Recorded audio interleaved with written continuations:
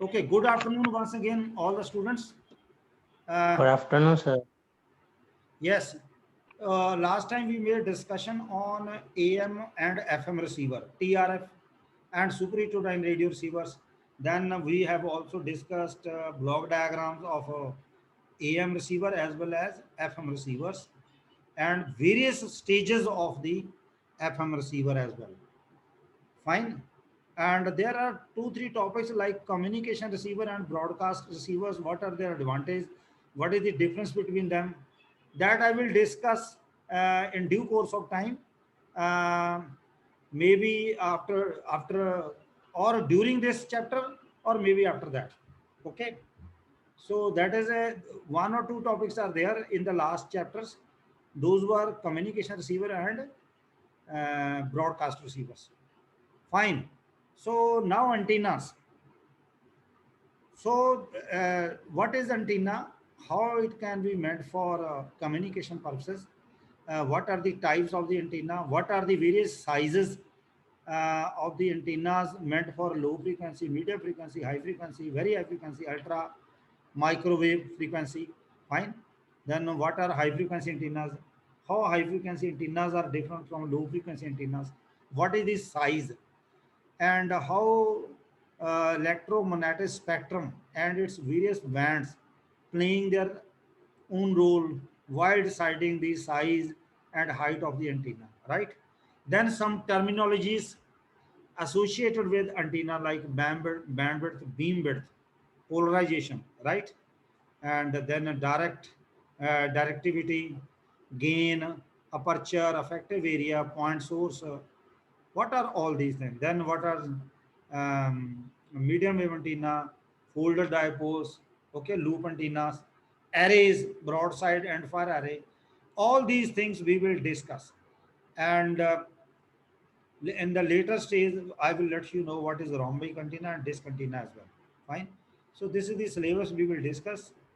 And otherwise, ਅੱਛਾ ਕੋਈ ਵੀ communication ਦੀ device ਜਾਂ ਉਹਦਾ ਕਮਿਊਨੀਕੇਸ਼ਨ ਸਰਕਟ ਦਾ ਚਾਹੇ ਟਰਾਂਸਮਿਟਿੰਗ ਐਂਡ ਹੈ ਚਾਹੇ ਰਿਸੀਵਿੰਗ ਐਂਡ ਹੈ ਉਹਦਾ ਕੋਈ ਵੀ ਸਟੇਜ ਜਾਂ ਕੋਈ ਵੀ ਪਾਰਟ ਪੜ੍ਹਨ ਤੋਂ ਪਹਿਲਾਂ ਇਲੈਕਟ੍ਰੋਮੈਗਨੈਟਿਕ ਸਪੈਕਟਰਮ ਦੀ ਗੱਲ ਜ਼ਰੂਰ ਹੁੰਦੀ ਹੈ ਕਿਉਂਕਿ ਇਲੈਕਟ੍ਰੋਮੈਗਨੈਟਿਕ ਸਪੈਕਟਰਮ ਦਾ ਮਤਲਬ ਹੈ ਇਹ ਐਕਸਟ੍ਰੀਮਲੀ ਲੋ ਫ੍ਰੀਕੁਐਂਸੀ ਰੇਂਜ ਤੋਂ ਲੈ ਕੇ ਐਕਸਟ੍ਰੀਮਲੀ ਹਾਈ ਫ੍ਰੀਕੁਐਂਸੀ ਰੇਂਜ ਦਾ ਇੱਕ ਪੂਰਾ ਸਪੈਕਟਰਮ ਹੈ ਪੂਰੇ ਸਪੈਕਟਰਮ ਨੂੰ ਛੋਟੇ ਛੋਟੇ ਫ੍ਰੀਕੁਐਂਸੀ ਬੈਂਡਸ ਦੇ ਵਿੱਚ ਵੰਡਿਆ ਹੋਇਆ ਜਿਵੇਂ low frequency band, medium frequency band, ठीक है, high frequency band, then radio frequency band, microwave frequency band, optical frequency bands ऐदा ਇਹਦੇ ਵਿੱਚ ਵੀ 10 ਮਲਟੀਪਲ ਆਫ 10s ਨਾਲ ਟੇਬਲ ਬਣਾਏ ਹੋਇਆ ਤੁਹਾਨੂੰ ਪੀਸੀ ਵਿੱਚ ਵੀ ਕਰਾਇਆ ਸੀ ਪੀਸੀਈ ਦੇ ਵਿੱਚ ਇਲੈਕਟ੍ਰੋਮੈਗਨੈਟਿਕ ਸਪੈਕਟਰਮ ਇੱਥੇ ਵੀ ਠੀਕ ਹੈ ਨਾ ਹੈਲੋ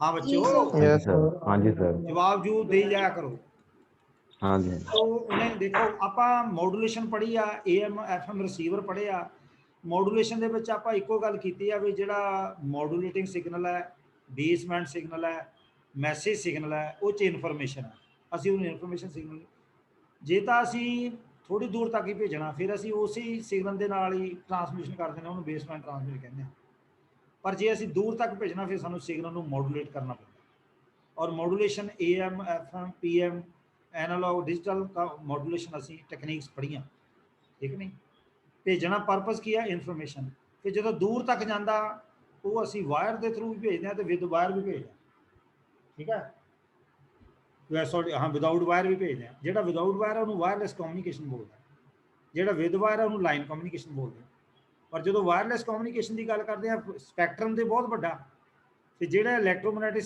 ਜਿਹੜਾ ਉਹ ਸਿਗਨਲ ਪ੍ਰੋਪੀਗੇਟ ਕਰਦਾ ਰੇਡੀਏਟ ਹੁੰਦਾ ਉਹ EM ਵੇਵਸ ਦੀ ਫਾਰਮ ਦੇ ਵਿੱਚ ਹੁੰਦਾ ਤਾਂ ਮੈਂ ਤੁਹਾਨੂੰ ਪਹਿਲਾਂ ਕਿਹਾ ਕਿ ਕਿਸੇ ਵੀ ਸਰਕਟਸ ਨੂੰ ਜਦੋਂ ਅਸੀਂ ਲੋ ਫ੍ਰੀਕੁਐਂਸੀ ਤੇ ਟ੍ਰੀਟ ਕਰਦੇ ਹਾਂ ਸਿਗਨਲ ਨਾਲ ਉੱਥੇ ਵੋਲਟੇਜ ਹੀ ਰਹਿੰਦੀ ਕਰੰਟ ਹੀ ਰਹਿੰਦਾ ਪਰ ਜਦੋਂ ਉਸੇ ਸਰਕਟਸ ਨੂੰ ਜਾਂ ਹੋਰ ਸਰਕਟਸ ਨੂੰ ਅਸੀਂ ਹਾਈ ਫ੍ਰੀਕੁਐਂਸੀ ਤੇ ਡੀਲ ਕਰਦੇ ਹਾਂ ਜਾਂ ਟ੍ਰੀਟ ਕਰਦੇ ਹਾਂ ਜਾਂ ਫਿਰ ਵੋਲਟੇਜ ਇਲੈਕਟ੍ਰਿਕ ਫੀਲਡ ਬਣ ਜਾਂਦੀ ਹੈ ਤੇ ਕਰੰਟ ਮੈਗਨੈਟਿਕ ਫੀਲਡ ਬਣ ਜਾਂਦਾ ਤੇ ਵੋਲਟੇਜ ਇਲੈਕਟ੍ਰਿਕ ਤੇ ਮੈਗਨੈਟਿਕ ਫੀਲਡ ਤੋਂ ਮਿਲ ਕੇ ਇਲੈਕਟ੍ਰੋਮੈਗਨੈਟਿਕ ਫੀਲਡਸ ਬਣ ਜਾਂਦਾ ਜਿਹਨੂੰ ਅਸੀਂ EM ਵੇਵਸ ਵੀ ਕਹਿੰਦੇ ਹਾਂ ਸਮਝ ਆ ਗਈ ਤਾਂ EM ਵੇਵਸ ਉਹ ਰੇਡੀਏਟ ਹੁੰਦੀਆਂ ਐਂਟੀਨਾ ਜਿਹੜਾ ਰਿਸੀਵਿੰਗ ਐਂਟੀਨਾ ਉਹਨੂੰ ਕੈਪਚਰ ਕਰਦਾ ਠੀਕ ਹੈ ਉਹਨੂੰ ਇੰਡਿਊਸ ਕਰਕੇ ਉਹਦੇ ਵਿੱਚ ਰੈਜ਼ੋਨੈਂਟ ਸਰਕਟ ਲੱਗਾ। ਉਸ ਤੋਂ ਬਾਅਦ ਆਪਾਂ ਰਿਸੀਵਰ ਦੀ ਗੱਲ ਕੀਤੀ ਸੀ, ਉਹਦੇ ਵਿੱਚ ਵੀ ਅੱਗੇ ਟਿਊਨਿੰਗ ਸਰਕਟ ਲੱਗਾ, ਉਹ ਫ੍ਰੀਕੁਐਂਸੀ ਸਿਲੈਕਟ ਕਰਦਾ। ਅੱਗੇ ਜੇ ਸੁਪਰ ਹੀਟਰੋਡਾਈਨ ਆ ਤੇ ਉਹ ਮਿਕਸਰ ਚਾਹੀਦਾ IF 'ਚ ਕਨਵਰਟ ਹੋਣ ਲਈ। ਜੇ ਸੁਪਰ ਹੀਟਰੋਡਾਈਨ ਨਹੀਂ ਆ ਤੇ TRF ਆ, ਉਹਦੇ ਵਿੱਚ ਮਿਕਸਰ ਦੀ ਜ਼ਰੂਰਤ ਨਹੀਂ ਹੈ। ਤੋ ਆਪਾਂ ਐਂਟੀਨਾ ਦੇ ਨਾਲ ਜੁੜੀਆਂ ਹੋਈਆਂ ਟਰਮਾਂ ਪੜ੍ਹਨੀਆਂ। Clear? Hello hello Yes, sir. ਬੋਲੋ ਬੋਲੋ ਬੱਚਿਓ, ਜਵਾਬ ਦੇਈ ਜਾਈਦਾ। ਹੁਣ ਇੱਥੇ ਦੇਖੋ, information signal should be first converted into electromagnetic signal. ਹਾਂ ਓਬਵੀਅਸਲੀ ਜਿਹੜਾ ਇਨਫੋਰਮੇਸ਼ਨ ਸਿਗਨਲ ਹੈ ਜਿਹਨੂੰ ਕੈਰੀਅਰ ਲੈ ਕੇ ਆ ਰਿਹਾ, ਜਦੋਂ ਉਹਨੇ ਟਰਾਂਸਮਿਟਿੰਗ ਐਂਟੀਨਾ ਤੋਂ ਰੇਡੀਏਟ ਹੋਣਾ, ਟਰਾਂਸਮਿਟ ਹੋਣਾ, ਉਹਨੇ EM ਵੇਵ ਦੀ ਫਾਰਮ 'ਚ ਹੋਣਾ, electromagnetic signal before transmission. Okay, because wireless transmission takes place using the EM waves. ਹਾਂ, ਕਿਉਂਕਿ ਟਰਾਂਸਮਿਸ਼ਨ ਤੋਂ ਪਹਿਲਾਂ ਉਹਨੂੰ ਇਲੈਕਟ੍ਰੋਮੈਗਨੈਟਿਕ ਸਿਗਨਲ ਬਣਨਾ ਚਾਹੀਦਾ, ਤੇ ਕਿਉਂਕਿ ਜਿਹੜੀ ਵਾਇਰਲੈਸ ਟਰਾਂਸਮਿਸ਼ਨ ਆ ਉਹ EM ਵੇਵਸ ਨਾਲ ਹੀ ਟੇਕਸ ਪਲੇਸ ਹੁੰਦੀ ਆ। Electromagnetic waves consist of both electric and magnetic fields. Electromagnetic waves can travel a long distance through the space. Yes, ਜਿਹੜੀਆਂ electromagnetic waves ਆ ਉਹਦੇ ਕੋਲ electric field ਵੀ ਆ, magnetic field ਵੀ ਆ, and it can travel a long distance through the space. EM electromagnetic signals are thus called radio frequency waves, RF ਵੀ ਕਹਿੰਦੇ ਅਸੀਂ। EM waves oscillate, they are sinusoidal and their frequency is measured in hertz. ਹਾਂ, ਜਿਹੜੀ electromagnetic waves ਆ basically ਤਾਂ oscillations ਨੇ, oscillate ਕਰਦੀਆਂ, ਉਹ ਸਾਈਨੋਸਾਈਡਲ nature ਵੀ ਹੋ ਸਕਦੀਆਂ। ਠੀਕ ਹੈ, ਤੇ ਉਹਨਾਂ ਦੀ ਜਿਹੜੀ ਫ੍ਰੀਕੁਐਂਸੀ ਉਹ ਹਾਰਟਸ ਮੇਜਰ ਕਰਦੇ ਆ। ਹਾਰਟਸ ਛੋਟਾ ਯੂਨਿਟ ਹਾਰਟਸ ਆ, ਫਿਰ ਕਿਲੋ ਹਾਰਟਸ ਆ, ਫਿਰ ਮੈਗਾ ਹਾਰਟਸ ਆ, ਫਿਰ ਗੀਗਾ ਹਾਰਟਸ ਆ, ਇੱਦਾਂ ਫਿਰ ਟੈਰਾ ਹਾਰਟਸ ਆ, ਇੱਦਾਂ ਵੱਧ ਤੋਂ ਵੱਧ frequency of EM signal can be very low ਔਰ it can be extremely high. This entire range of frequency of EM signal entire range of frequencies of EM waves is called electromagnetic spectrum। ਇਹ ਮੈਂ ਪਹਿਲਾਂ ਹੀ ਦੱਸਤਾ, PCE 'ਚ ਵੀ ਪੜ੍ਹਿਆ ਆਪਾਂ। and this spectrum consists of signals such as 50 hertz, ਜਿਹਨੂੰ ਅਸੀਂ line frequency ਕਹਿੰਦੇ ਆ। ਘਰਾਂ ਦੇ ਵਿੱਚ ਜਿਹੜੀ ਸਾਡੀ AC ਵੋਲਟੇਜ ਹੈ, ਹਰ ਇੱਕ ਸਵਿਚ ਦੇ, ਹਰ ਇੱਕ ਡਿਵਾਈਸ ਦੇ ਉੱਪਰ ਲਿਖਿਆ ਹੁੰਦਾ ਨਾ 220 ਵੋਲਟ, 50 ਹਰਟਸ, ਉਹ ਜਿਹੜੀ 50 ਹਰਟਸ ਹੈ ਉਹ ਲਾਈਨ ਫ੍ਰੀਕੁਐਂਸੀ ਉਹਨੂੰ ਵੀ ਕਹਿੰਦੇ ਅਸੀਂ। ਪਤਾ ਲੱਗ ਗਿਆ? AC frequency. Clear? And voice signals at the lower end. ਠੀਕ ਹੈ, ਓਕੇ। ਰੇਡੀਓ ਫ੍ਰੀਕੁਐਂਸੀ ਵਿਚ are used for two-way communications reside at the center of the electromagnetic spectrum। ਹੁਣ ਜਿਹੜੀ ਰੇਡੀਓ ਫ੍ਰੀਕੁਐਂਸੀ ਆ, ਜਿਹੜੀ 2-ਵੇ ਕਮਿਊਨੀਕੇਸ਼ਨ, ਜਾਨੀ ਡੁਪਲੈਕਸ, ਫੁੱਲ ਡੁਪਲੈਕਸ ਸਿਸਟਮ ਦੇ ਵਿੱਚ, ਫੁੱਲ ਡੁਪਲੈਕਸ, ਇੱਕ ਹਾਫ ਡੁਪਲੈਕਸ ਹੁੰਦਾ, ਇੱਕ ਸਿੰਪਲੈਕਸ ਹੁੰਦਾ, ਇੱਕ ਹਾਫ ਡੁਪਲੈਕਸ, ਇੱਕ ਫੁੱਲ ਡੁਪਲੈਕਸ। ਸਿੰਪਲੈਕਸ ਦੇ ਵਿੱਚ ਸਰ ਤੁਸੀਂ ਇੱਕ ਐਂਡ ਤੋਂ ਟਰਾਂਸਮਿਟ ਹੀ ਕਰ ਸਕਦੇ ਆ, ਬਸ ਦੂਜੇ ਐਂਡ ਤੋਂ ਨਹੀਂ ਆਉਣੀ। ਹਾਫਲੇ ਦੇ ਵਿੱਚ ਜੇ ਇੱਕ ਟਰਾਂਸਮਿਟ ਕਰਦਾ ਦੂਜੇ ਨੂੰ ਚੁੱਪ ਰਹਿਣਾ ਪਊਗਾ, ਜੇ ਦੂਜਾ ਟਰਾਂਸਮਿਟ ਕਰਦਾ ਤੇ ਪਹਿਲੇ ਨੂੰ ਚੁੱਪ ਰਹਿਣਾ ਪਊਗਾ। ਤੇ ਫੁੱਲ ਡੁਪਲੈਕਸ ਦੇ ਵਿੱਚ ਸਾਈਮਲਟੇਨੀਅਸਲੀ ਤੁਸੀਂ ਟਰਾਂਸਮਿਟ ਵੀ ਕਰ ਸਕਦੇ, ਰਿਸੀਵ ਵੀ ਕਰ ਸਕਦੇ, ਜਿਵੇਂ ਮੋਬਾਈਲ ਫੋਨ ਤੇ ਤੁਸੀਂ ਗੱਲਬਾਤ ਕਰਦੇ ਹੋ। ਠੀਕ ਹੈ, ਇਸ ਕਰਕੇ ਉਹਨੂੰ ਫੁੱਲ ਡੁਪਲੈਕਸ ਕਹਿੰਦੇ ਆ। ਪਤਾ ਲੱਗ ਗਿਆ? ਹੁਣ ਰੇਡੀਓ ਫ੍ਰੀਕੁਐਂਸੀ ਵਿਚ are use for two-way communication. ਜਿਹੜਾ ਇਲੈਕਟ੍ਰੋਮੈਗਨੈਟਿਕ ਸਪੈਕਟਰਮ ਆ ਉਹਦੇ ਵਿੱਚ ਸੈਂਟਰ ਦੇ ਵਿੱਚ ਮੀਡੀਅਮ ਫ੍ਰੀਕੁਐਂਸੀ ਤੇ ਰੇਡੀਓ ਫ੍ਰੀਕੁਐਂਸੀ ਆਉਂਦੀ ਆ, ਠੀਕ ਨਹੀਂ, ਯਾਨੀ ਕੁਛ ਮੈਗਾ ਹਾਰਟਸ ਤੋਂ ਕੁਛ ਗੀਗਾ ਹਾਰਟਸ ਦੇ ਵਿੱਚ। ਉਹ two-way ਕਮਿਊਨੀਕੇਸ਼ਨ ਲਈ ਅਸੀਂ ਯੂਜ਼ ਕਰਦੇ ਹਾਂ। These frequency are used for application ਜਿਵੇਂ ਰੇਡੀਓ ਜਾਂ TV ਵਿੱਚ ਵੀ, ਬ੍ਰੌਡਕਾਸਟਿੰਗ ਐਜ਼ ਵੈਲ। ਉਸ ਤੋਂ ਬਾਅਦ ਉੱਪਰ ਆ ਜਾਂਦਾ ਜਿਹੜਾ ਹਾਈ ਫ੍ਰੀਕੁਐਂਸੀ ਆ, ਉਹ ਇਨਫਰਾਰੈਡ, ਵਿਜ਼ੀਬਲ ਲਾਈਟ, ਉਹ ਅਪਰ ਐਂਡ ਤੇ ਆ ਜਾਂਦਾ ਇਲੈਕਟ੍ਰੋਮੈਗਨੈਟਿਕ ਸਪੈਕਟਰਮ। ਇਹ ਤਾਂ ਪੜ੍ਹਿਆ ਹੀ ਆ ਤੁਸੀਂ। ਠੀਕ ਹੈ, ਆਹ ਦੇਖਦੇ ਹਾਂ ਆਪਾਂ ਇਲੈਕਟ੍ਰੋਮੈਗਨੈਟਿਕ ਸਪੈਕਟਰਮ। ਦੇਖੋ 30 ਹਰਟਜ਼ ਤੋਂ ਲੈ ਕੇ 300 ਕਿਲੋ ਹਰਟਜ਼ ਤੱਕ ਇਹ ਲੋ ਫ੍ਰੀਕੁਐਂਸੀ ਰੇਂਜ ਕਹਿਲਾਉਂਦੀ ਆ। ਠੀਕ ਹੈ, extremely low voice frequency, very low frequency. ਠੀਕ ਹੈ, ਦੈਨ ਲੋ ਫ੍ਰੀਕੁਐਂਸੀ। ਠੀਕ ਹੈ, ਫਿਰ ਜਿਹੜੀ ਇੱਥੇ ਤੱਕ ਆ, ਇਹਨੂੰ ਲੋ ਫ੍ਰੀਕੁਐਂਸੀ ਜਾਨੀ extremely low voice frequency, very low frequency, low frequency. ਮਤਲਬ 30 ਹਰਟਜ਼ ਤੋਂ ਲੈ ਕੇ 300 ਕਿਲੋ ਹਰਟਜ਼ ਤੱਕ ਇਹ ਲੋ ਫ੍ਰੀਕੁਐਂਸੀ ਰੇਂਜ ਆਉਂਦਾ। ਫਿਰ 300 ਕਿਲੋ ਹਰਟਜ਼ ਤੋਂ ਲੈ ਕੇ 300 ਮੈਗਾ ਤੱਕ ਇਹ ਮੀਡੀਅਮ 'ਚ ਆਉਂਦਾ, ਜਿਸ 'ਚ ਮੀਡੀਅਮ ਫ੍ਰੀਕੁਐਂਸੀ, ਹਾਈ ਫ੍ਰੀਕੁਐਂਸੀ ਤੇ VHF। ਔਰ ਉਸ ਤੋਂ ਬਾਅਦ UHF, SHF ਤੇ EHF ਤੋਂ ਲੈ ਕੇ ਇਹ ਹਾਈ ਫ੍ਰੀਕੁਐਂਸੀ। ਇੱਦਾਂ ਪੂਰੇ ਸਪੈਕਟਰਮ ਨੂੰ, ਯਾਨੀ ELF ਤੋਂ ਲੈ ਕੇ EHF ਤੱਕ ਤਿੰਨ ਉਹਨੇ ਫ੍ਰੀਕੁਐਂਸੀ ਪਾਰਟ ਵਿੱਚ ਵੰਡਿਆ, ਲੋ, ਮੀਡੀਅਮ ਤੇ ਹਾਈ। ਔਰ ਜਿੱਦਾਂ ਜਿੱਦਾਂ ਇੱਧਰ ਨੂੰ ਫ੍ਰੀਕੁਐਂਸੀ ਹਾਈ ਹੋਈ ਜਾਂਦੀ ਹੈ, ਵੇਵਲੈਂਥ ਘਟੀ ਜਾ ਰਹੀ ਆ। ਉਹ ਦੇਖੋ ਉੱਪਰ ਵੇਵਲੈਂਥ, ਐਨੂੰ ਵੇਵਲੈਂਥ ਵੱਧ ਰਹੀ ਹੈ, ਇੱਧਰ ਨੂੰ ਫ੍ਰੀਕੁਐਂਸੀ ਘਟ ਰਹੀ। ਇਸ ਤੋਂ ਬਾਅਦ ਉੱਪਰ ਮਿਲੀਮੀਟਰ ਰੇਂਜ ਆਉਂਦੀ ਹੈ, ਮਿਲੀਮੀਟਰ ਵੇਵ ਜਿਹਨੂੰ ਕਹਿੰਦੇ ਆ, ਕਿਉਂਕਿ ਇੱਥੇ ਜਿਹੜੀ ਵੇਵਲੈਂਥ ਆ ਉਹ ਮਿਲੀਮੀਟਰਾਂ 'ਚ ਆ ਗਈ, ਤੋਂ ਗੀਗਾ ਹਾਰਟਜ਼ ਦੀ ਰੇਂਜ ਦੇ ਵਿੱਚ। ਠੀਕ ਹੈ, ਇਸ ਤੋਂ ਬਾਅਦ ਆ ਫਾਰ ਇਨਫਰਾਰੈਡ ਰੀਜਨ ਹੈ, ਦੈਨ ਇਨਫਰਾਰੈਡ ਹੈ। ਠੀਕ ਹੈ, ਉਸ ਤੋਂ ਬਾਅਦ ਫਿਰ ਵਿਜ਼ੀਬਲ ਸਪੈਕਟਰਮ ਆ, ਅਲਟਰਾ ਵਾਇਲਟ ਹੈ, ਅਲਟਰਾ ਵਾਇਲਟ, ਵਿਜ਼ੀਬਲ, ਇਸ ਤੋਂ ਬਾਅਦ ਅਲਟਰਾ ਵਾਇਲਟ ਹੈ। ਅਲਟਰਾਵਾਇਲਟ ਤੋਂ ਬਾਅਦ ਐਕਸ-ਰੇਜ਼, ਗਾਮਾ ਰੇਜ਼, ਕਾਸਮਿਕ ਰੇਜ਼ ਆ ਜਾਂਦੀ, ਪਤਾ ਲੱਗ ਗਿਆ। ਇਹ ਐਕਸਟ੍ਰੀਮਲੀ ਹਾਈ ਫ੍ਰੀਕੁਐਂਸੀ, ਐ ਨੂੰ ਵੇਵਲੈਂਥ ਵੱਧਦੀ, ਇਹਦੇ ਨੂੰ ਫ੍ਰੀਕੁਐਂਸੀ ਵੱਧਦੀ। ਇਹ ਕੰਪਲੀਟ ਇਲੈਕਟ੍ਰੋਮੈਗਨੈਟਿਕ ਸਪੈਕਟਰਮ ਆ, ਪਹਿਲਾਂ ਵੀ ਆਪਾਂ ਕਈ ਵਾਰ ਡਿਸਕਸ ਕਰ ਚੁੱਕੇ ਹਾਂ। ਕਲੀਅਰ? ਹਾਂਜੀ ਹੈਲੋ, ਬੋਲੋ। हाँ जी सर। हाँ जी हाँ जी सर। सर जी। Yes, ਉਹ sir. ਬੋਲੋ। Yes, sir. ਹਾਂ, ਠੀਕ ਨਹੀਂ ਬੋਲਣਾ ਹੈ ਫਾਸਟ। ਹੁਣ ਦੇਖੋ ਪੂਰੇ ਸਪੈਕਟਰਮ ਨੂੰ, ਆ ਦੇਖੋ, ਆ ਦੇਖੋ, extremely low ELF voice frequency, very low, low frequency, medium, high, very high, ultra high, super high, extremely high, infrared, visible. ਇਹ ਆਪਾਂ ਪੀਸੀ ਚ ਕਰ ਹੀ ਚੁੱਕੇ ਹਾਂ। ਆ ਇਹਦੇ ਕੋਰਸਪੋਂਡਿੰਗ ਫ੍ਰੀਕੁਐਂਸੀ ਰੇਂਜਸ ਆ, ਇਹਦੇ ਕੋਰਸਪੋਂਡਿੰਗ ਵੇਵਲੈਂਥ ਹੈ, ਪਤਾ ਲੱਗ ਗਿਆ। ਸੋ ਜਿੱਦਾਂ ਜਿੱਦਾਂ ਫ੍ਰੀਕੁਐਂਸੀ ਵਧੀ ਜਾਂਦੀ, ਵੇਵਲੈਂਥ ਘਟੀ ਜਾ ਰਹੀ ਹੈ। ਆ ਦੇਖੋ ਅੱਗੇ ਇਨਫਰਾਰੈਡ ਤੇ ਵਿਜ਼ੀਬਲ ਲਾਈਟ, ਆ ਆਪਾਂ ਕਰ ਚੁੱਕੇ ਹਾਂ। ਫ੍ਰੀਕੁਐਂਸੀ ਕੀ ਆ, ਵੇਵਲੈਂਥ ਕੀ ਆ, ਇਹਦੀ ਗੱਲ ਕਰ ਚੁੱਕੇ ਹਾਂ। ਫ੍ਰੀਕੁਐਂਸੀ ਦੇ unit hurts, kilo hurts, mega ਤੇ ਗੀਗਾ, ਠੀਕ ਹੈ। ਹਾਈ ਦੇ ਵਿੱਚ ਕਿਲੋ, 1 ਕਿਲੋ ਹਰਟਸ 1000, 1 ਮੈਗਾ, ਆ ਦੇਖੋ 1000 ਕਿਲੋ, 1 ਗੀਗਾ, 1000 ਮੈਗਾ, ਪਤਾ ਲੱਗ ਗਿਆ। ਇੱਕ ਸਾਈਕਲ, ਇੱਕ ਸਾਈਕਲ 1 ਸੈਕਿੰਡ 'ਚ ਉਹ 1 ਹਰਟਸ ਬਣਦਾ। ਵੇਵਲੈਂਥ ਕੀ ਆ, ਇਹ ਡਿਸਟੈਂਸ ਆ ਬਿਟਵੀਨ ਟੂ ਸਕਸੈਸਿਵ ਕ੍ਰਸਟ ਜਾਂ ਟਰਫ ਸਾਈਕਲ ਦੇ, ਉਹਨੂੰ ਵੇਵਲੈਂਥ ਕਹਿੰਦੇ ਆ। ਇਹ ਆਪਾਂ ਪਹਿਲਾਂ ਕਰ ਚੁੱਕੇ ਹਾਂ, ਇਹ ਉਹਨੇ ਜਸਟ ਤੁਹਾਡੇ ਲਈ ਦਿੱਤਾ ਹੈ ਵੇਵਲੈਂਥ। ਜਾਂ ਵੇਵ ਦੇ ਸਟਾਰਟ ਹੋਣ ਤੋਂ ਲੈ ਕੇ ਇੱਕ ਸਾਈਕਲ ਜਿੱਥੇ ਤੱਕ ਟਾਈਮ ਪੂਰਾ ਉਹਦਾ ਹੁੰਦਾ, ਉਹਨੂੰ ਇੱਕ ਵੇਵਲੈਂਥ ਕਹਿੰਦੇ ਆ। ਇਹਨੂੰ ਇਹ ਟਾਈਮ ਪੀਰੀਅਡ 2 ਪਾਈ ਵੀ ਹੋ ਗਿਆ, ਇਹਦਾ ਇੱਥੋਂ ਲੈ ਕੇ ਇੱਥੇ ਤੱਕ ਫੇਸ ਵੀ ਜਿਹੜਾ 2 ਪਾਈ ਹੋ ਗਿਆ, ਪਤਾ ਲੱਗਾ। ਉੱਦਾਂ ਵੇਵਲੈਂਥ ਆਪਾਂ ਕੱਢਦੇ ਕਿੱਦਾਂ, c ਬਟੇ frequency, lambda is equal to c ਬਟੇ f। c ਕੀ ਆ, ਵੈਲੋਸਿਟੀ ਆਫ ਲਾਈਟ। ਇਹ ਵੈਕਿਊਮ ਦੇ ਵਿੱਚ ਹੈ, ਜਿਹੜੀ ਸਪੀਡ ਆਫ ਲਾਈਟ ਆ, ਇਹ ਫ੍ਰੀ ਸਪੇਸ ਜਾਂ ਵੈਕਿਊਮ ਦੇ ਵਿੱਚ ਹੈ, ਤੇ ਵੇਵਲੈਂਥ ਇਦਾਂ ਕੱਢਦੇ। ਇਹ ਕਲੀਅਰ ਹੈ ਨਾ? ਹੈਲੋ। हाँ जी सर जी। Yes, sir. ਹਾਂ, electromagnetic spectrum and communication application. ਇਹ ਦੇਖੋ ਪੀਸੀ ਦੇ ਵਿੱਚ ਬਹੁਤ ਜ਼ਿਆਦਾ ਡਿਟੇਲ 'ਚ ਦਿੱਤਾ ਸੀ, ਇੱਥੇ ਸਗੋਂ ਘੱਟ ਦਿੱਤਾ ਹੈ।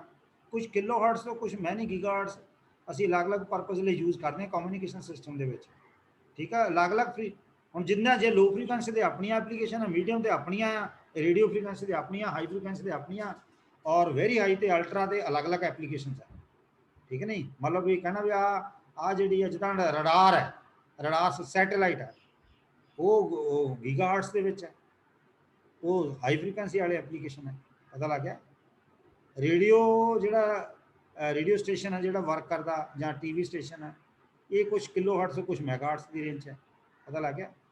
ਤੋ ਜਿਹੜੀ ਆ ਦੇਖੋ ਤੇ ਆ ਦੱਸ ਹੀ ਦਿੱਤੀਆਂ, ਠੀਕ ਹੈ। ਮੀਡੀਅਮ ਫ੍ਰੀਕੁਐਂਸੀ ਜਿਹੜੀ 300 ਕਿਲੋ ਤੋਂ ਲੈ ਕੇ 3 ਮੈਗਾ, ਔਰ 30 ਕਿਲੋ ਤੋਂ ਲੈ ਕੇ 300 ਕਿਲੋ ਹਰਟਸ ਤੱਕ ਇਹ ਲੋ ਫ੍ਰੀਕੁਐਂਸੀ ਹੈ।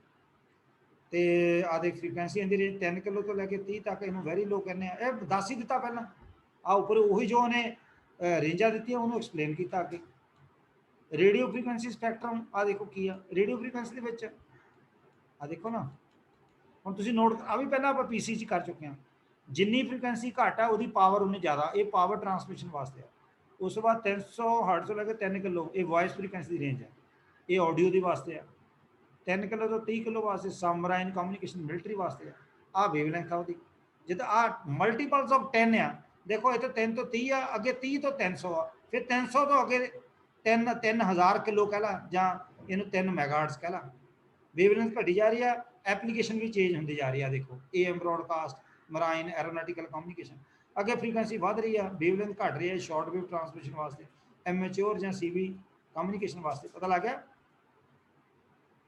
ਤੇ ਉਸ ਤੋਂ ਬਾਅਦ ਜਿੱਦਾਂ ਜਿੱਦਾਂ ਫ੍ਰੀਕੁਐਂਸੀ ਵਧੀ ਜਾ ਰਹੀ ਹੈ ਉਹਦੀਆਂ ਐਪਲੀਕੇਸ਼ਨ ਵੀ ਉਸ ਤਰ੍ਹਾਂ ਦੀਆਂ, ਜਿੱਦਾਂ TV ਬ੍ਰੌਡਕਾਸਟਿੰਗ 30 ਮੈਗਾਹਰਟਜ਼ ਤੋਂ ਲੈ ਕੇ 300 ਵਿੱਚ, FM ਬ੍ਰੌਡਕਾਸਟ ਵੀ ਇਹਦੇ ਵਿੱਚ ਆ ਜਾਂਦੀ ਆ, ਠੀਕ ਹੈ। ਔਰ UHF ਦੇ ਵਿੱਚ TV ਵੀ ਆ ਜਾਂਦਾ, ਸੈਲੂਲਰ ਫੋਨ ਵੀ, ਮਿਲਟਰੀ ਐਪਲੀਕੇਸ਼ਨ ਵੀ ਆ ਗਈ।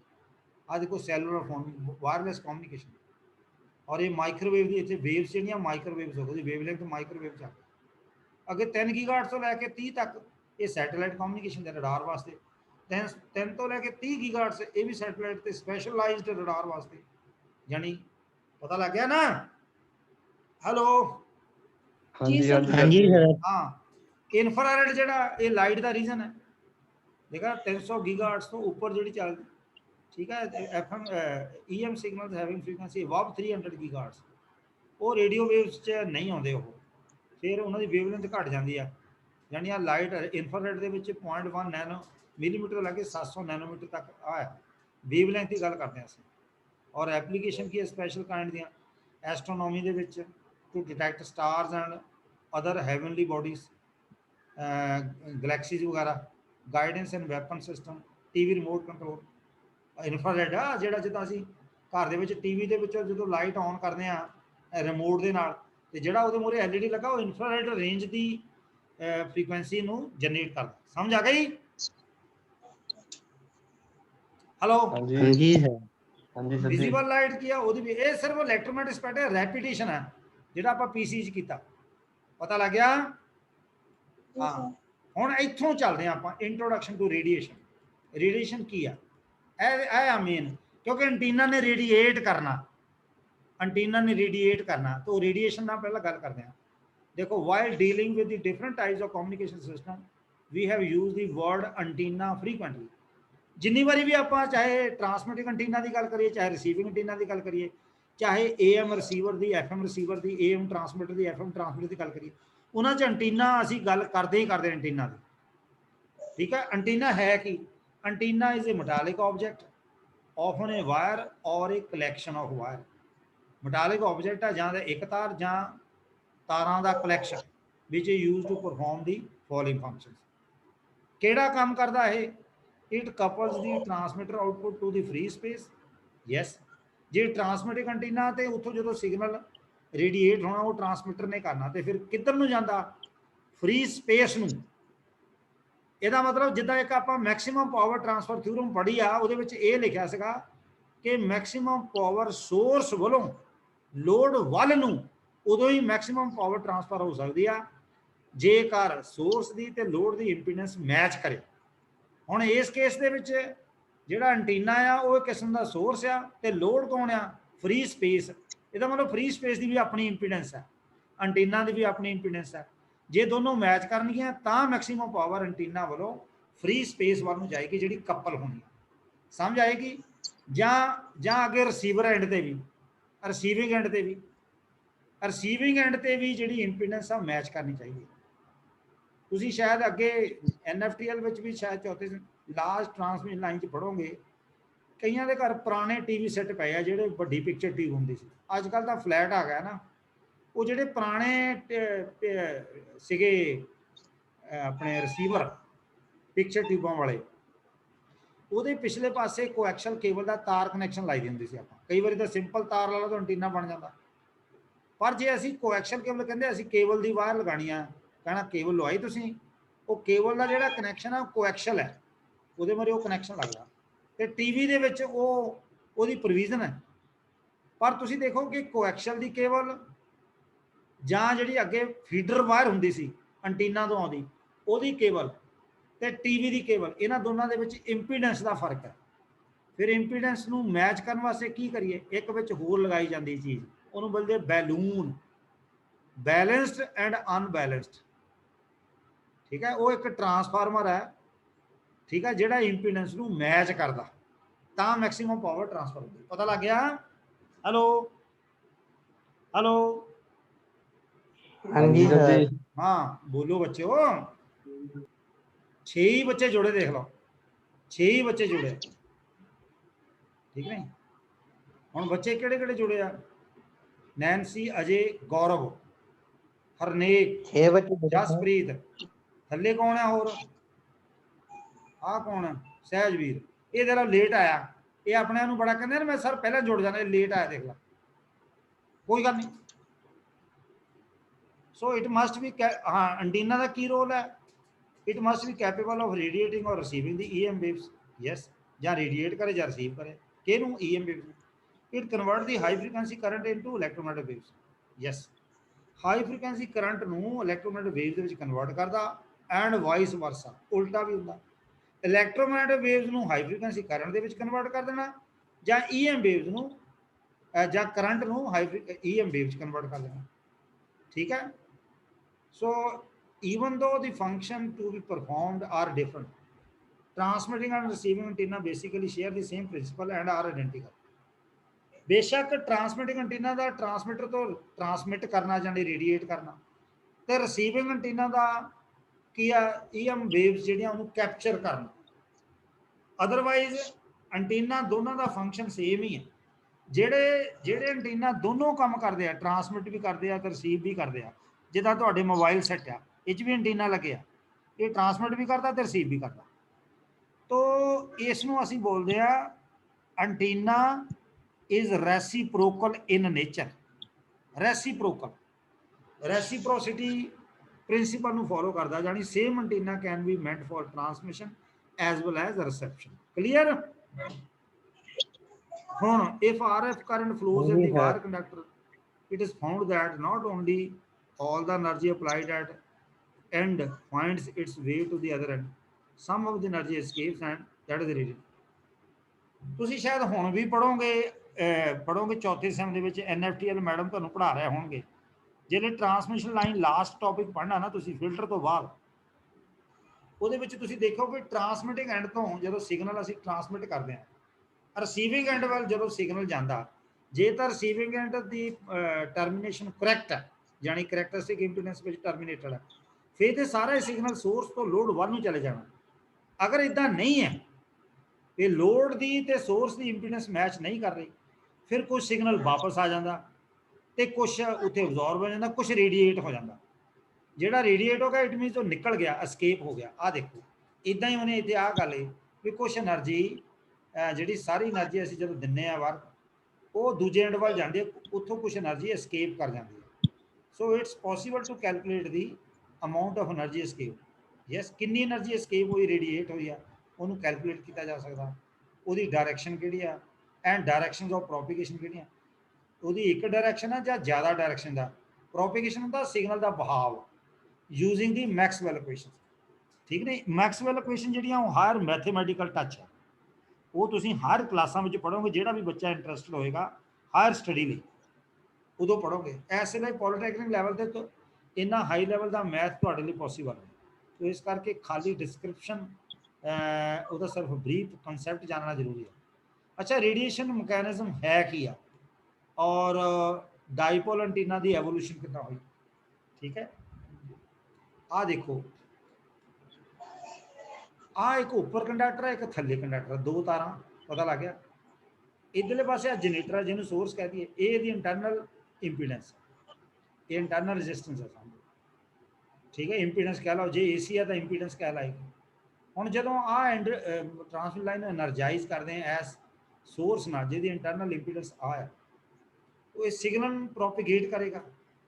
ਉਹੀ ਹੈ ਨਾ, ਜਿਹੜਾ ਹਾਈ ਫ੍ਰੀਕੁਐਂਸੀ ਕਰੰਟ ਹੈ ਉਹਨੇ EM ਵੇਵ ਦੀ ਫਾਰਮ ਦੇ ਵਿੱਚ ਟਰਾਂਸਮਿਟ ਹੋ ਜਾਣਾ ਇਧਰੋਂ।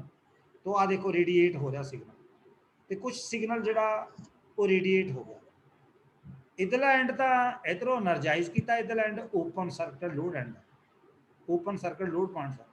ਹੁਣ ਤੁਸੀਂ ਨੋਟ ਕਰੋ, ਫਿਰ ਦੋਨੋਂ ਪਾਸੇ ਇੰਪੀਡੈਂਸ ਮੈਚ ਨਹੀਂ ਕਰ ਰਹੀ, मैच नहीं कर रही, तो कुछ पार्ट रिफ्लेक्ट हो जाएगा, कुछ पार्ट रिफ्लेक्ट हो जाएगा, कुछ रेडिएट हो जाएगा।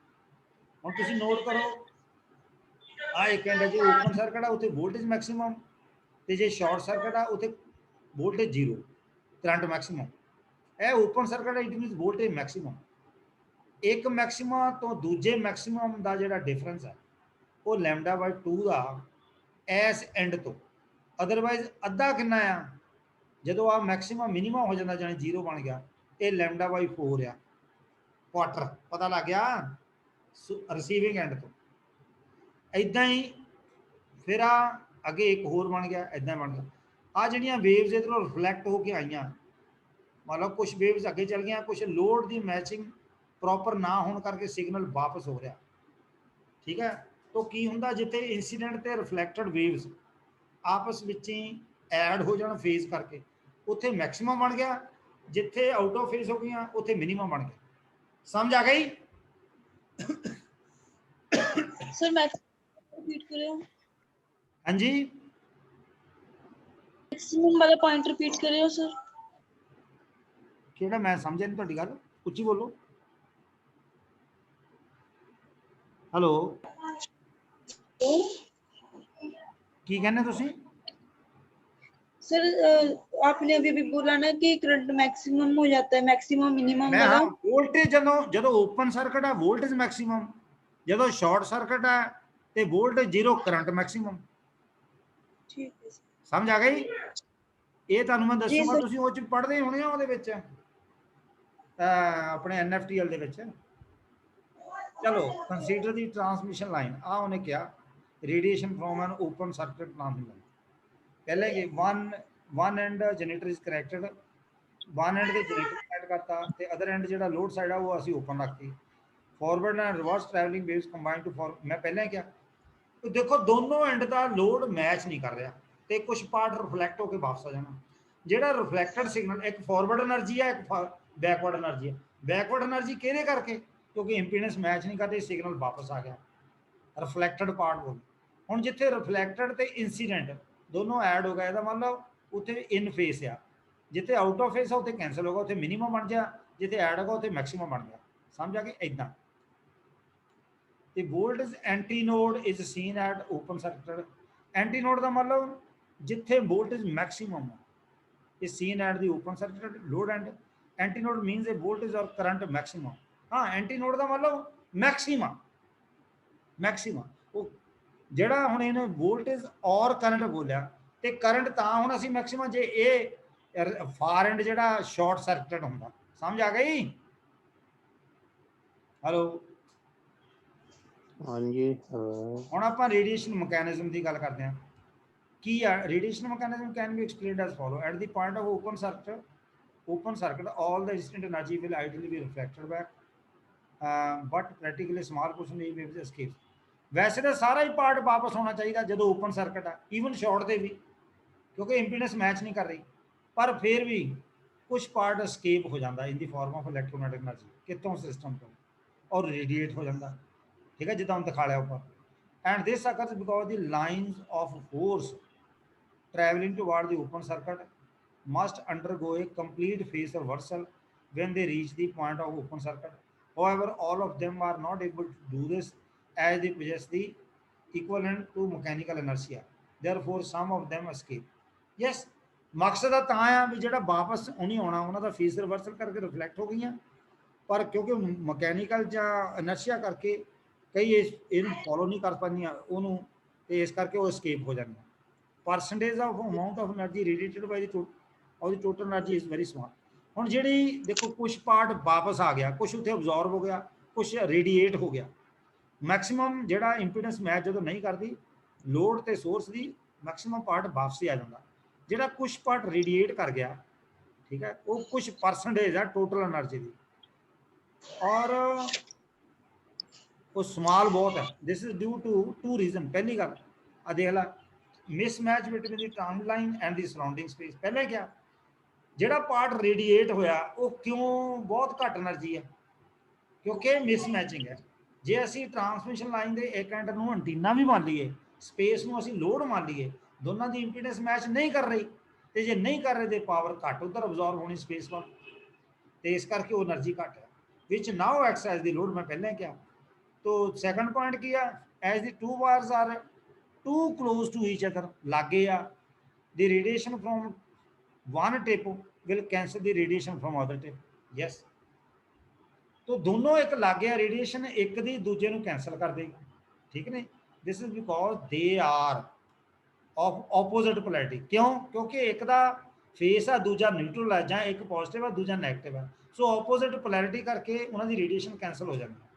And the distance between them is too small as compared to wavelength। even जिस फ्रीक्वेंसी ਤੇ ਆਪਰੇਟ ਹੋ ਰਿਹਾ ਉਹਦੀ ਵੇਵਲੈਂਥ ਕਿੰਨੀ ਹੈ, ਉਸ ਤੋਂ ਵੀ ਘੱਟ ਡਿਸਟੈਂਸ ਆ ਦੋਨੋਂ ਤਾਰਾਂ ਦੇ ਵਿਚਕਾਰ, ਠੀਕ ਹੈ ਨਾ। ਦੋ ਕਾਰਨ ਹੈ, ਇੱਕ ਮਿਸਮੈਚਿੰਗ ਦਾ, ਟਰਾਂਸਮਿਸ਼ਨ ਲਾਈਨ ਦੀ ਸਰਾਊਂਡਿੰਗ ਸਪੇਸ ਨਾਲ ਮਿਸਮੈਚ ਹੋ ਰਹੀ ਆ ਤੇ ਤਾਂ ਪਾਵਰ ਘੱਟ ਰੇਡੀਏਟ ਹੋ ਰਹੀ ਹੈ। ਦੂਜੀ ਦੋਨੋਂ ਤਾਰਾਂ ਆਪਸ ਵਿੱਚ ਕਲੋਜ਼ ਬਹੁਤ ਹੈ, ਠੀਕ ਹੈ। ਇੱਕ ਵਾਇਰ ਤੋਂ ਜਿਹੜੀ ਰੇਡੀਏਸ਼ਨ ਦੀ ਟਿਪ ਹੋਈ ਆ ਦੂਜੀ ਵਾਇਰ ਨਾਲ ਕੈਂਸਲ ਹੋ ਜਾਏ, ਰੀਜ਼ਨ ਆਪੋਜ਼ਿਟ ਪੋਲੈਰਿਟੀ ਕਰਕੇ, ਠੀਕ ਹੈ। ਤੇ to increase the amount of ਰੇਡੀਏਟ, ਹੁਣ ਆਪਾਂ ਪਾਵਰ ਜੇ ਵਧਾਣੀ ਹੈ ਰੇਡੀਏਟਡ, ਫਿਰ ਕੀ ਕਰੀਏ? ਓਪਨ ਸਰਕਟ ਮਸਟ ਬੀ ਇਨਲਾਰਜ, ਇਹਨੂੰ ਜ਼ਿਆਦਾ ਖੋਲ ਦਿਓ ਮੂੰਹ ਉਹਦਾ, ਬਾਈ ਸਪਰੈਡਿੰਗ ਆਫ ਟੂ ਵਾਇਰਸ, ਉਹਨੂੰ ਖੋਲਣਾ ਪਊਗਾ। ਉਹ ਥੱਲੇ ਉਹਨੇ ਦਿਖਾ ਲਿਆ ਹੋਣਾ ਕਿੱਦਾਂ, ਆ ਦੇਖੋ ਇਦਾਂ। ਸਮਝ ਆ ਗਈ? ਹਾਂਜੀ ਸਰ। ਇਦਾਂ ਹੁਣ ਥੋੜੀ ਜਿਹੀ એનર્ਜੀ ਜ਼ਿਆਦਾ ਕਪਲ ਹੋਈ ਆ, ਜੇ ਆਪਾਂ ਬਿਲਕੁਲ ਉਹਨੂੰ ਇਦਾਂ ਇੱਕ ਤਾਂ ਇੰਟਾਇਰਲੀ ਬੈਂਡ ਕਰ ਦਿਆਂਗੇ, एकदम बिल्कुल शार्प बेंड कर देंगे, तो फिर सारी एनर्जी जी इधरों आ स्पेस नाल कपल हो जाए, ठीक नहीं? समझ आ गई? जी सर। Hello yes sir. हाँ जी हाँ। radiation efficiency will increase further अच्छा, due to this arrangement coupling between the transit line and the free space is improved and as the tips have gone away from each other and amount of cancellation has reduced. देखो दोनों का दोनों tips ਜਿਹੜੀਆਂ दूर दूर हो गई ना, आ देखो आ ਹੁਣ काफ़ी दूर हो गई ਤੇ ਜਿਹੜੀ ਰੇਡੀਏਸ਼ਨ एम जनरेट करनी ਜਾਂ एम जनरेट करनी है बेशक पोलैरिटी ऑपोजिट है पर दूर आ, इस करके कैंसलेशन घट करनियां बहुत घट जाएगी कैंसलेशन, ਉਹਦਾ अमाउंट घट जाएगा। तो radiation efficiency will increase further if the two wires of the timeline are bent so as to bring them in the same line। ਕਹਿੰਦਾ ਜੇ ਹੋਰ ਵੀ ਰੇਡੀਏਸ਼ਨ ਐਫੀਸ਼ੀਐਂਸੀ ਵਧੇਗੀ ਜੇ ਅਸੀਂ ਦੋਨੋਂ ਵਾਇਰਸ ਨੂੰ ਇਸ ਵੇ ਨਾਲ ਬੈਂਟ ਕਰ ਦਈਏ, ਕੋਈ ਇੱਕ ਲਾਈਨ 'ਚ ਆ ਜਾਣਾ। ਦੇਖੋ ਜਿੱਦਾਂ ਆ ਦੇਖੋ ਹੈਗੀ ਵੀ ਦੂਰ ਹੈ, ਜੇ ਜਿੱਦਾਂ ਇਹ ਆ ਉਦਾਂ ਹੀ ਆ ਥੱਲੇ ਵਾਲੀ, ਠੀਕ ਹੈ। ਫਿਰ हेलो, हाँ सुनती नहीं आवाज दी इलैक्ट मैं बच्चा असल च बिना माइक तो लगा बिना तो स्पीकर के बगैर आ ओपन मैं बोल रहा। The electric and magnetic fields are fully coupled through the surrounding space and the radiation increases to its maximum. तो ਜਿਹੜਾ ਇਦਾਂ ਦਾ ਰੇਡੀਏਟਰ ਆ ਉਹਨੂੰ ਅਸੀਂ ਡਾਈਪੋਲ ਬੋਲਦੇ ਹਾਂ। ਹੁਣ ਹੋਰ ਕੀ ਆ, when the total length of the two conductors is λ/2। समझ आ गई? ਜਦੋਂ ਟੋਟਲ ਦੋਨੋਂ ਕੰਡਕਟਰ ਦੀ ਲੈਂਥ λ/2 ਆ ਜਾਣੀ, ਹਾਫ ਵੇਵ ਲੈਂਥ ਆ, it is called as half wave dipole and radiation further increases. Clear हो गई गल? समझ आ गई? अच्छा, आइसोट्रोपिक एंटीना, आइसोट्रोपिक एंटीना ਇਹਨੂੰ ਪੁਆਇੰਟ ਸੋਰਸ ਵੀ ਬੋਲਦੇ ਆ। ਮੰਨ ਲਓ ਆ ਇੱਕ ਪੁਆਇੰਟ ਆ, ਇਹਨੂੰ ਪੁਆਇੰਟ ਸੋਰਸ, ਇਹ ਇੱਕੋ ਜਿਹੀਆਂ ਰੇਡੀਏਸ਼ਨਸ ਸਾਰੀ ਡਾਇਰੈਕਸ਼ਨ ਵਿੱਚ ਆਪਣੇ ਵੱਲੋਂ ਛੱਡ ਰਿਹਾ, ਇੱਧਰ ਨੂੰ ਵੀ ਐ ਨੂੰ ਵੀ ਐ ਨੂੰ ਵੀ ਐ ਨੂੰ ਵੀ, ਸਾਰੇ ਪਾਸੇ ਇੱਕੋ ਜਿਹਾ ਯੂਨੀਫਾਰਮਲੀ ਰੇਡੀਏਟ ਕਰਦਾ। ਹੁਣ ਆ ਦੇਖੋ, an isotropic radiator is a point source antenna which radiates equally in all directions। पता लग गया? आ दी डायरेक्शन आ दस्या shows an isotropic radiation the EM waves equally in all direction। this is the radiator is a fictitious source, it does not exist practically। और practically नहीं exist कर रहा, पर अगर फिक्टिशियस होने तद ही गया फिक्टिशियस सोर्स है, ਅਸੀਂ ਇਦਾਂ ਮੰਨ ਕੇ ਚੱਲਦੇ ਵੀ ਇਹ ਯੂਨੀਫਾਰਮਲੀ ਰੇਡੀਏਟ ਕਰਦਾ। ਐਨ ਆइसोट्रोपिक ਰੇਡੀਏਟਰ ਪ੍ਰੋਡਿਊਸਸ ਅ ਸਫੈਰੀਕਲ ਵੇਵ ਫਰੰਟ। ਹੁਣ ਜਿਹੜਾ ਆइसोट्रोपिक ਰੇਡੀਏਟਰ ਹੈ ਉਹ ਆਪਣੀਆਂ ਰੇਡੀਏਸ਼ਨ ਜਨਰੇਟ ਕਰਕੇ ਇੱਕ ਸਫੈਰੀਕਲ ਵੇਵ ਫਰੰਟ ਬਣਾਉਂਦਾ, ਤੇ ਉਹ ਵੇਵ ਫਰੰਟ ਜਦੋਂ ਪੂਰਾ ਬਣ ਗਿਆ ਉਹਦਾ ਫਿਰ ਰੇਡੀਅਸ ਆਰ ਬਣ ਗਿਆ। ਜਿੱਦਾਂ ਆ ਸਾਰਾ ਇੱਕ ਵੇਵ ਫਰੰਟ ਬਣ ਗਿਆ, ਸਫੀਅਰ ਜਿਹਾ ਬਣ ਗਿਆ, ਜਾਨੀ ਜਿਹਦਾ ਰੇਡੀਅਸ ਆਰ ਆ। ਪਤਾ ਲੱਗ ਗਿਆ? all the points at distance r from the source lie on the surface। ਹੁਣ ਇਸ ਪੁਆਇੰਟ ਤੋਂ ਇੱਥੇ ਆ ਸਾਰੀ ਸਰਫੇਸ ਇੱਥੇ ਲਾਈ ਕਰਦੇ, ਠੀਕ ਹੈ, have equal power densities obviously, क्योंकि ਜਿਹੜਾ ਆ ਇੱਕ ਇਦਾਂ ਹੀ ਅਗਲਾ 2 3 4 5 6 ਸਾਰਿਆਂ ਦੀ ਪਾਵਰ ਡੈਂਸਿਟੀ ਬਰਾਬਰ ਹੋਣੀ। Electromagnetic waves spread uniformly in all directions in space. ਇਹ ਆइसोट्रोपिक ਰੇਡੀਏਟਰ ਦੀ ਗੱਲ ਕੀਤੀ ਆ, ठीक है। Radiation pattern of an isotropic radiator is a sphere, पहले ही दसता पैटर्न रेडिएशन का आइसोट्रोपिक रेडिएटर का रेडिएशन पैटर्न कितना का बनता, स्फीयर वर्गा, ठीक है। It this is use for studying the radiation pattern of other antennas.